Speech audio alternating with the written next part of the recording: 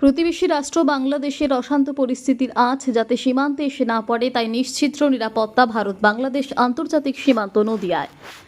অশান্ত পরিস্থিতি এখনো বিদ্যমান প্রতিবেশী রাষ্ট্র বাংলাদেশের হাসিনা সরকারের পতন ঘটেছে আজ। জানা যাচ্ছে তিনি পদত্যাগ করেছেন। বাংলাদেশের সেই অশান্ত পরিস্থিতির কোনো রকম আঁচ যাতে ভারত বাংলাদেশ আন্তর্জাতিক সীমান্তবর্তী এলাকায় এসে না পড়ে তার জন্য ভারত বাংলাদেশ আন্তর্জাতিক নদিয়ার সীমান্তবর্তী অঞ্চলে মোতায়েন করা হয়েছে বিএসএফ এর কড়া পাহারা। নিশ্ছিদ্র নিরাপত্তার মোড়কে মুড়ে ফেলা হয়েছে সীমান্তবর্তী এলাকা, চলছে তল্লাশি। নদিয়ার কৃষ্ণগঞ্জের গেদে সীমান্তে বিএসএফ এর কড়া নজরদারির মাঝে 32 নম্বর ব্যাটালিয়নের কোম্পানি কমান্ডার সুজিত কুমার জানিয়েছেন যে কোনো রকম পরিস্থিতির মোকাবিলা করতে তৈরি বিএসএফ জওয়ানরা। যদিও মঙ্গলবার সকাল থেকে কড়া নজরদারির মধ্যে দিয়ে যারা বিএসএফ এর চেকপোস্টে দেশে ফেরার জন্য এসে দাঁড়িয়েছেন তাদের পড়তে হচ্ছে বিএসএফ এর প্রশ্নের মুখে, কারণ যারা বাংলাদেশ থেকে ভারতে এসে চিকিৎসা করিয়েছেন তাদের মেয়াদ শেষ হয়ে গেছে ভিসার। সে কারণেই বাংলাদেশ যতই অগ্নিগর্ভ হয়ে উঠুক না কেন দেশে তো ফিরতেই হবে। তাই নিরুপায় হয়ে নদিয়ার সীমান্তবর্তী বিএসএফ চেকপোস্টে তারা সময় কাটাচ্ছেন।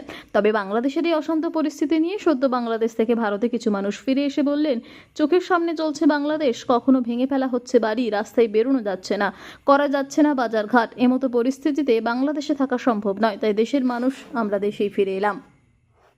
আমাদের দেশের সম্পদ নষ্ট হোক, আমাদের দেশের মানুষের ক্ষতি হোক, আমরা এটা কখনোই চাইনি।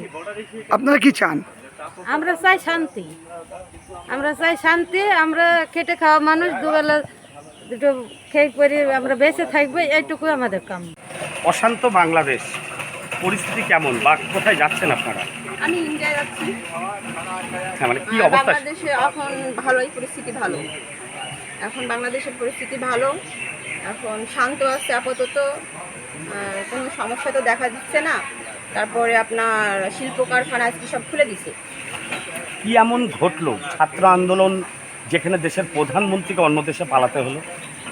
আমি যতটুকু শুনেছি কোঠার জন্য এরকম করছে, তাছাড়া আর বিস্তারিত বলতে পারবো না। বাংলাদেশ থেকে আসলে বাংলাদেশের অবস্থা কি? আমরা যখন এসেছি তখন ভালো ছিল। আমরা তো গ্রাম থেকে এসেছি, গ্রামের কোনো ঝামেলাটা দেখিনি।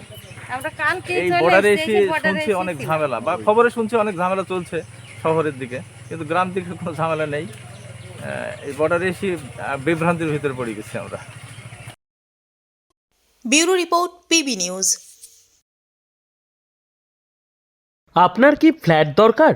চলে আসুন রয়্যাল কনস্ট্রাকশনে। এখানে সুলভ মূল্যে জমি জায়গা ক্রয় ও বিক্রয় করা হয়, অথবা জমি সংক্রান্ত কাগজপত্র সঠিকভাবে তৈরি করা হয়। পূর্ব বর্ধমানের একমাত্র প্রতিষ্ঠান, তার নাম রয়্যাল কনস্ট্রাকশন।